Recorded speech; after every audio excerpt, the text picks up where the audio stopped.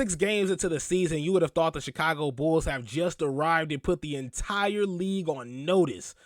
However, with the recent loss between the Milwaukee Bucks and Cleveland Cavaliers respectively, does this prove that there is a ceiling to the Chicago Bulls' success this season? Hello, my name is Isaias Jackson Jr. Thank you guys so much for tuning into Bulls Digest. We got to get into all the news and notes dealing with the Chicago Bulls. Of course, the great start to the season they had, and of course, the recent losses suffered between the Milwaukee Bucks and the Cleveland Cavaliers, and asking the question, is there a ceiling with the Chicago Bulls in this season, and where can they go in terms of ranking in the Eastern Conference when it's all said and done? However, 67.5% of you guys are not subscribed. 32.5% of you guys are. We appreciate you guys on both sides of the field. And look, they call themselves the Cardiac Bulls for a reason. They are making you clutch your chest. You heard Stacey King. I'm coming, Elizabeth.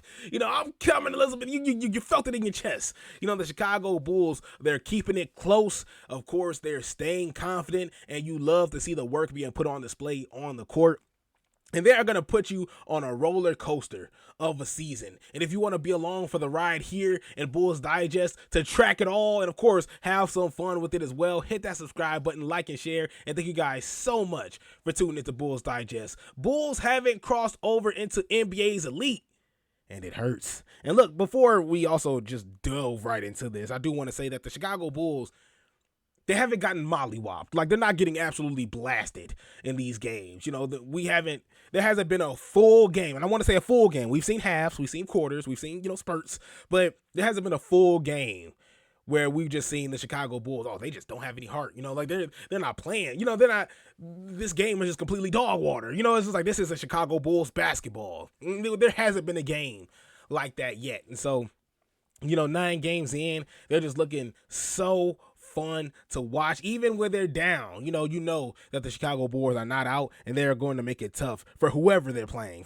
But even getting into this, the Bulls don't have a pure isolation superstar who can get a basket when desperation time comes. And back-to-back losses in Milwaukee and Cleveland, they watched that type of star lead to their downfall. Just jumping right into it, it wasn't exactly Bulls guard Josh Giddey's finest moments. Timeout. Timeout there.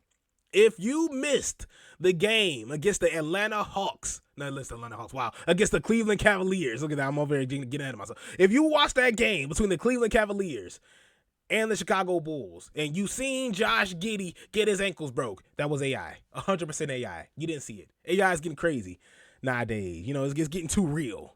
Was that Sora? So you gotta stop playing here. It's like, but in all seriousness, oh my goodness, seeing Josh Giddey get up, seeing that he had to get helped, just a little bit, it was scary. It's absolutely scary. I was like, please don't let my 4-year, $100 million point guard go out like this. Nah, I didn't put any money into it, but don't let him go out like this. This is the last thing we need. Now, of course, Josh Giddey was still able to play, but still doesn't stop him from getting embarrassed.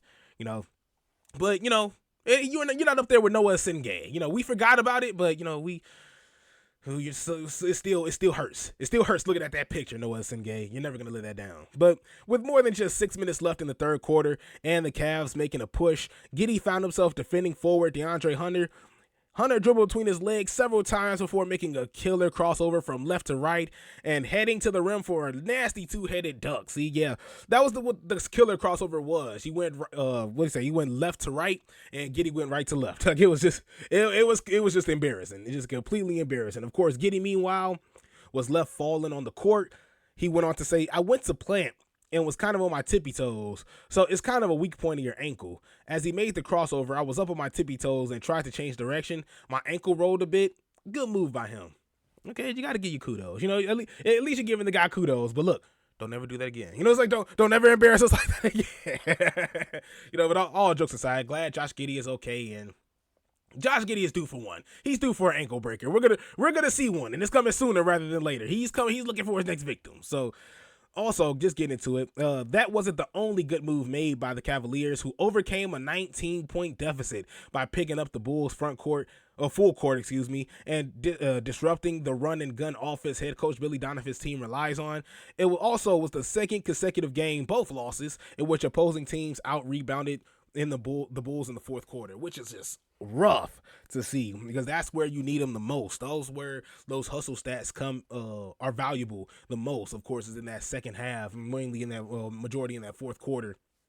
Who wants it more, in that instance? And when you're seeing Nikola Vucevic in the Cavaliers game only have 5-6 rebounds, and you're getting out rebounded by the likes of Trey Jones, by the likes of Donovan Mitchell, and the leading rebounder, of course, Jalen Smith, 11 rebounds, and 18 and 11, I think. Just a really, really great game, a really good game for Jalen Smith. But you gotta lock in when it's coming to grabbing those second chance points or gaining a possession, from the defensive side and grabbing rebounds, because when you're looking at it, especially in the Cleveland Cavaliers game, if Donovan Mitchell missed his shot, you still had the likes of Evan Mobley coming down low and helping out, pick up the fray on the offensive side, the offensive rebounding side. And of course, you had the likes of Jared Allen too as well, coming in the fray, helping on the rebounding side for the Cleveland Cavaliers. And so it was just absolutely rough. I got no excuse for the Milwaukee Bucks game, because when you watch Giannis Antetokounmpo just looked like a run-man wrecking ball. I seen the rebound go in between Kevin Huerter. I believe it was Kevin Huerter and Trey Jones. And Giannis just kind of was in between them. He just ripped it from both of them and just slammed it down just completely. He's playing with kids out there. When he's locked in, when Giannis is locked in, he's playing with kids. You see him drive to the basket. He's Dallin Terry's guarding him. He's driving to the basket. He has a spin move. Dallin Terry's just pretty much flailing all around because there's nothing you can really do. Josh Giddey is trying to help out. There's nothing you can do either. He just dunks over the both of them. It's just like, Giannis Antetokounmpo was just going to do his thing there. And that also is going to lead us to our superstar conversation once we move forward. So, of course, is this a blueprint opponents can use to beat the Bulls? Maybe, but either way, however, things need to be cleaned up soon. I think they started picking up full court, which kind of took our pace away a little bit, Giddey said. We didn't get to our space quick enough. We're running offense with 14 seconds left on the 24-second shot clock, which is hard to do. We got it to our offense late. And yeah, it was troublesome. Of course, Josh Giddey, of course, as he's bringing the ball up court, he's getting stopped at half court or even full court. They're just trailing him up the court, or they're just beating him halfway once he gets there. And even when they were meeting him halfway, and he would get at least a boost of energy and drive to the basket. Of course, Josh Giddey has his ways of driving, and we've seen it in multiple ways. There's going to be a whole lot of contact regardless. We've seen Josh Giddey make some insane finishes and some tough finishes this season.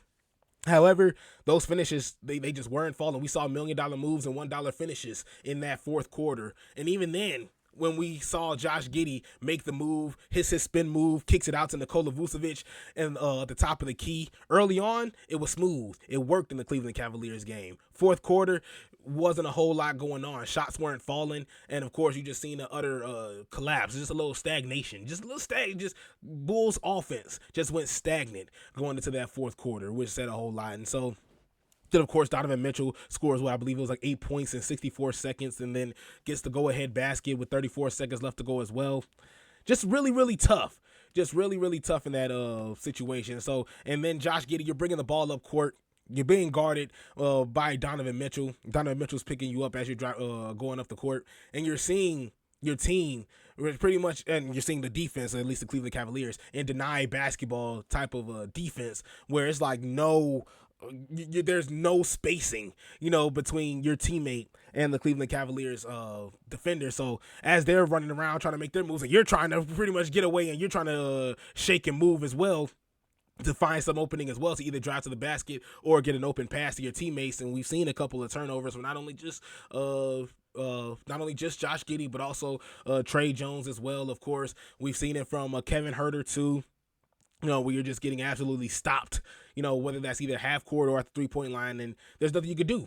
And you can't get a solid pass off. The pass is either going to be tipped or you're just passing it straight into the hands of the opposing team. And so just moving forward, you don't completely turn the page. You address what we did wrong in the fourth quarter. Execution wasn't where it needed to be. You give credit to Cleveland and Milwaukee, but both games we put ourselves into position to win. Just the last few minutes of the night, we didn't get it done. And that's also just guarding the superstars. And on top of that, just no execution. Just wasn't really executing properly. Of course, as I talked about, the finishes, the shots just weren't falling in the fourth quarter. Offense is just got stagnant there. And then, of course, we get into the guys like Giannis Antetokounmpo and Donovan Mitchell as well. Of course, which again leads to the bigger issue of the composition of the Bulls roster. Sure, the Bulls have looked great against younger players on the rise, such as Pistons Cade Cunningham and Magic's Paolo Banchero, but it's been a different story against NBA's truly elite teams. The Bulls might have depth and a very good team, but they don't have the star power some franchises can flex, and it's showing up late in games. And I feel like just looking at it, Billy Donovan explains this a whole lot better, because the Bucks, Giannis Antetokounmpo, and Cavaliers, Donovan Mitchell, were reminders of that. Even in the Bulls come from behind victory in last week's game against the 76ers, Maxey scored 39 points against them, but they were able to control Maxey in the fourth quarter, which wasn't the case for Giannis and Donovan Mitchell, who combined for 32 points in the fourth, especially Donovan Mitchell in the tail end of it. Now, Donovan Mitchell's a little bit harder because he had more help than Giannis Antetokounmpo. And if you disagree with me, leave your comments in the comment section below. But DeAndre Hunter was cooking against the Chicago Bulls. You had Evan Mobley, who was pretty much hit on all cylinders. So if Donovan Mitchell was going to be stuck, if he was put in a situation, he has some help there. DeAndre Hunter was going to be a target to look at, not only for the Cleveland Cavaliers to look for if it came clutch time and Donovan Mitchell was going to be put in a situation. Of course, DeAndre Hunter, who had the hot hand that night, was going to be the guy to look to. Evan Mobley, if you could find a shot for him, he was going to be the guy to look to. And so Donovan Mitchell, even though he was cooking by himself, he was a one-man wrecking crew, he did have some help and did have guys he could pass the ball to if need be. And so with Giannis Antetokounmpo, no, I'm just going to bulldoze you. It's just like it is what it is. We need points on the board. I'm going to charge my way to this basket, and there's nothing you can do about it. So when Giannis get the ball, teams are running to him to get the ball out of his hands. Billy Donovan said, teams aren't doing that to us. They're not going to run and get the ball out of certain guys' hands. We're just going to have to create on our own that kind of help. And that's the troubling part. Because even if Kobe White comes back, I don't necessarily think Kobe White is pretty much the go-to guy, the guy that the teams are going to be scrambling to get the ball out of his hands. So, and that's the issue. It's not going away unless the Bulls front office have a really big surprise around the trade deadline in February. It's kind of cost us the last two games, and we've got to figure it out. Giddey said we don't have that kind of go-to guy where we're just throwing the ball to him and just letting him go ISO. We have to do it collectively. And yeah, that's the thing. You have to do it collectively. Can Josh Giddey go ISO? Yeah, he can. But is it efficient? Is it going to be as efficient as you see the likes of Luka Doncic, as you see the likes of the top players in the league today? No. And Josh Giddey isn't, not yet at least, and we're hoping that he will be. He's not at the star status. He's not at the superstar status. We know the potential he has. We know the great work that he's put in, but, there's not teams shaking in their boots, when Josh Giddey has the ball with a little under 24 seconds left in the fourth quarter. And so, and there's nobody like that on the Chicago Bulls roster. And so that's something that the Chicago Bulls definitely have to look into, especially once you get to February, because when you look at the guys like Kobe White, Ayo Dosunmu, names that we've talked about, in the offseason about who could be on the move this season, guys like Nikola Vucevic, those are guys that you're looking to get some value out of, especially Nikola Vucevic. I'm putting a star next to Nikola's name because I definitely see him being gone before. I feel like a lot of us see Nikola Vucevic being gone before February. It's just a matter of what are you getting for him and what are you going to do to fill that void at that center position? Who is filling that void at the center position? What are you going to get to help out? And I want to say more so the center 3 small forward position, in that instance. And so the Chicago Bulls definitely have to look at their roster and see who is going to, not only who is going to be that guy, but who is also going to be the guy that we're going to bring in to help out the Chicago Bulls roster in more ways than one. So that brings us to, of course, the ceiling. What is the Chicago Bulls ceiling? Because even when you're looking into the Chicago Bulls, they went off to an amazing start to this season. And, of course, you've seen them off to the races. I think that New York Knicks game, the very first one, said a whole lot. The one that, when they got off to a really, really solid start in. I love to see what work the Chicago Bulls do at the tail end of the season when it's all said and done, because is Josh Giddey going to keep up this hot pace that he has here? What is Nikola Vucevic going to do as the season brews on? How is Buzelis? Been a little silent in the last couple games, but now, of course, expected him to pick up the pace, and so this team is structured really, really well. And now just looking at, of course, just the East itself and what you're going to get. The Chicago Bulls were the first seed in the East. Of course, they dropped down to number 4. The Detroit Pistons, 8-2 on the season.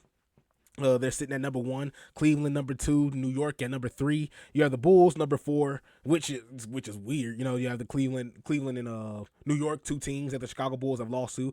You have Miami at 5, Milwaukee at 6, of course, 7's Philly, 8 is Toronto, 9 is Atlanta, and 10 is Boston, and everybody else is just at the bottom. We don't have to worry about the guys at the bottom, maybe besides the Orlando Magic. And I think I could just bring up the Orlando Magic. Charlotte, Brooklyn, Indy, Washington, it's not needed. But so can the Chicago Bulls get over the hump? That's the question that we need to ask ourselves. Can the Chicago Bulls get over the hump that is the Cleveland Cavaliers, that is the New York Knicks, that is the Milwaukee Bucks? Because right now, of course, unless they get into the play-in, I'm going to leave out the Miami Heat, because, of course, that seems to be their kryptonite in the play-in. But the Chicago Bulls, look, with a depleted Eastern Conference right now, of course, Tyrese Halliburton, being out for the Indiana Pacers. You still have the likes of Jason Tatum being out for the Boston Celtics as well. Just huge gut punches for the season. And then, of course, the Philadelphia 76ers, they're trying to pick up the pace, but still not looking like the Philadelphia 76ers of old. It's going to be really, really fascinating to see where the Chicago Bulls end. In my eyes, I definitely see them still being top 5, still staying in that top 5 range. If not, retaining that 4 or 5 seed. But 6 seed, I think, is where I draw the line at. I see them bottom leveling out at the 6 seed. I don't necessarily see the Chicago Bulls going anywhere lower than the 6 seed, just mainly because I do see them keeping up this hot start. God forbid injuries are avoided, and even if this the 82 games in the season, some guys do have to sit out. The replacements, the reinforcers, not only off the bench but who you grab, of course, when throughout the regular season is going to say a whole lot. Is Trey Jones going to still be the hot firecracker that he is coming off the bench? Jalen Smith, is he still going to keep up this level of play at the center position? Because it looks like that center position is up for grabs, and if he's going to continue to play like this, that position can be all his if he can play his cards right, and if he can keep up this level of play. So. And, of course, Kobe White. Once Kobe White comes back, this team is just going to be full floor. They're doing all this. They're 6-3 without Kobe White, without the go-to guy, which, quote-unquote, the go-to guy, because he is, of course, the man with the hot hand, the guy that is Mr. Catch and Shoot. It doesn't take Kobe White much, to tack in and stay aggressive and be aggressive on the offensive side. As soon as the ball's in his hands, all right, how do you want it? It's just like, hey, how do you want it, sir? May I have this dance? And so, all in all, the Chicago Bulls getting off to a really great start. They just don't have a superstar. And if they don't keep up, especially on the defensive side, if they don't even lock down on defense, with these superstars that they're playing up against, because Victor Wembanyama, he's going to give you a whole lot of problems. Nikola Vucevic has him in size, in terms of just being the bigger guy. But Victor Wembanyama, he's still fast. Victor Wembanyama, of course, he's elusive, so he can blow by Nikola Vucevic. One mean step back and then a blow by, and it says a whole lot, for Victor Wembanyama in his game. So the Chicago Bulls definitely need to tighten up on defense, lock down and lock in on the defensive side when dealing with the superstars of Donovan Mitchell, when dealing with the superstars of Giannis Antetokounmpo, and just also moving and sharing the sugar in the fourth quarter as well, and just making sure you're getting those high percentage shots and knocking down those high percentage shots as well,